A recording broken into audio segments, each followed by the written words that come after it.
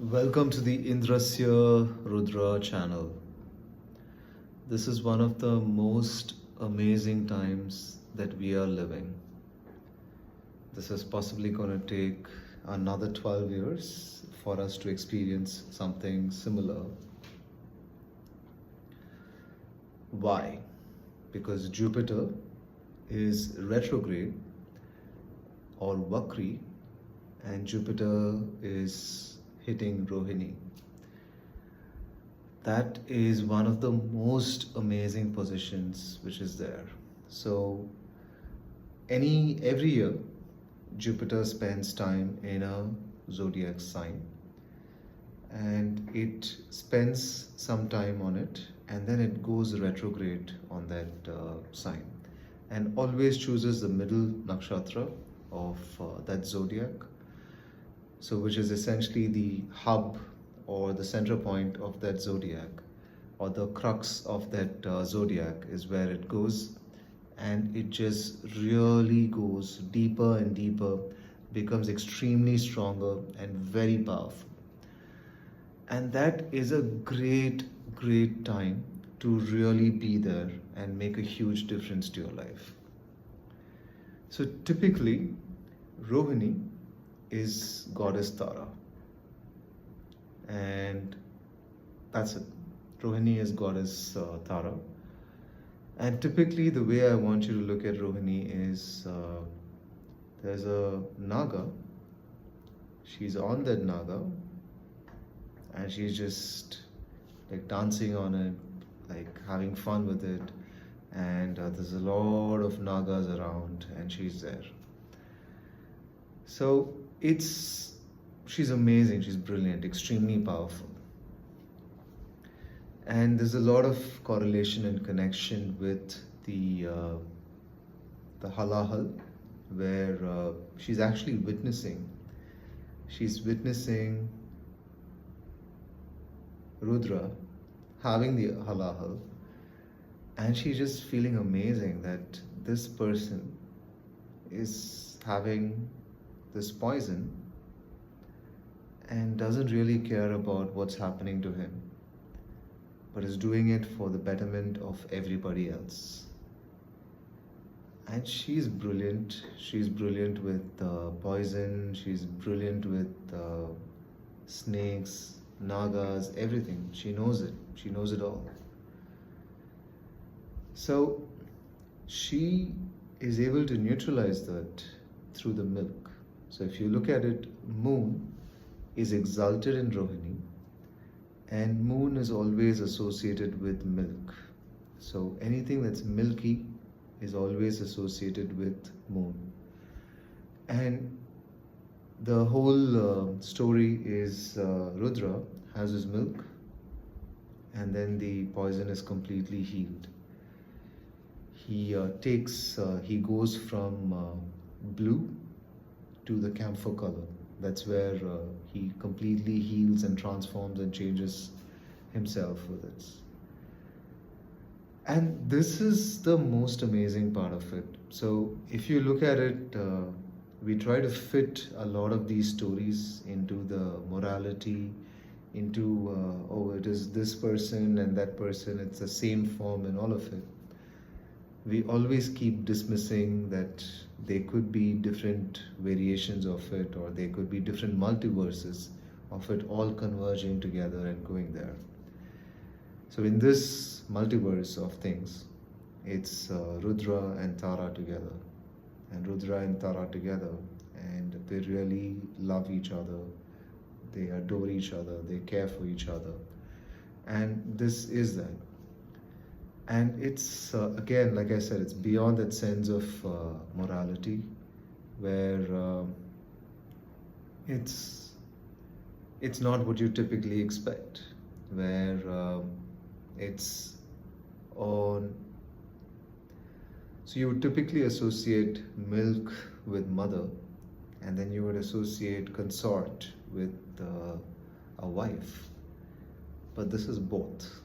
So this is beyond your realm of imagination, beyond your realm of morality and what could be. And that's why Tara is a shamshanic, fierce, tantric deity. She's not like your regular one. She's a tantric deity. And like I said, you'll have to look at all of it from a multiverse of possibilities. It's just not from what it is within your moral framework, it's beyond that. And if you keep these things in mind, if you keep how these things really work and operate, you would really see where this is heading.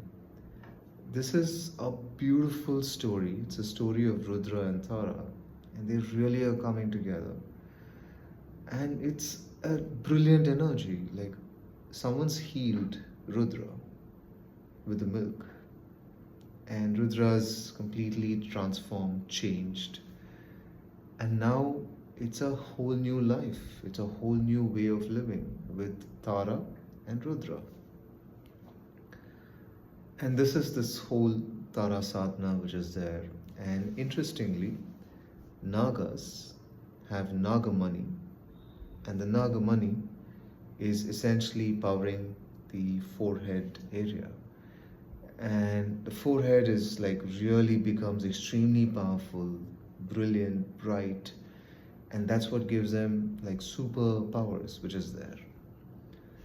Similarly, you would also see that Tara as a Shakti is associated with the third eye. So Nagamani, third eye, and then you also have Lord Rudra with 3 eyes and Triambakam, which is there. So I'm sure you'll be able to figure all this out. But from an astrological perspective, it's the most powerful Jupiter. So typically 5 planets have the possibility of going VAKRI or retrograde. Rahu and Ketu are always in retrograde, so they're never going the other direction. Sun and Moon are always going in the normal direction, they're never going VAKRI.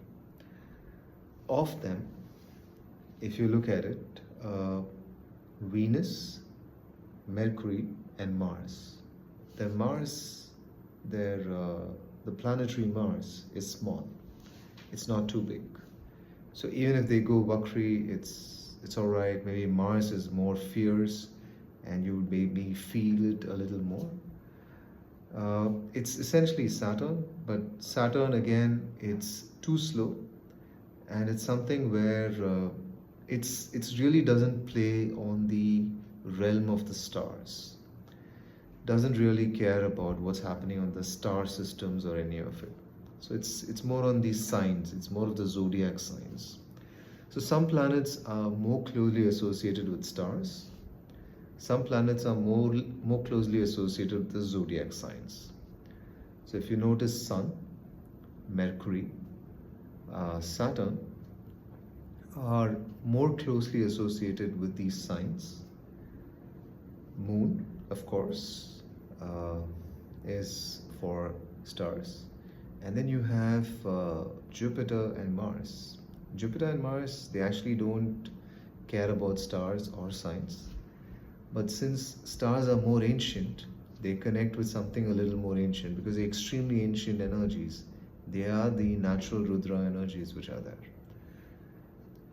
And that's where it is. And Venus is more of, depends on the placement of where it is. If the dignity of Venus is very good, then it tends to be more on the sign placements. If it's more with Rahu, then it goes and starts expanding horizons and goes beyond the zodiac signs. So the one who's really, really good with nakshatras is Jupiter. And when Jupiter is Vakri, and it's with Rohini, and it's really exploring this whole multiverse of possibilities with Tara and really going further and further into it, it's one of the most amazing and most powerful Jupiters. It's essentially a lot of love going from Jupiter and Tara, and really goes further in terms of mastery, in terms of learning, in terms of possibilities that Jupiter has never experienced. And this is a great, great time to really harness those energies. If you have a very powerful Jupiter, if you believe that you are the master of your own life, if you believe that you are there and you alone are enough to make a difference in your life, these are very strong Jupiter traits. Or if you're someone who doesn't believe in astrology, you feel that you are extremely powerful and you can shape your life.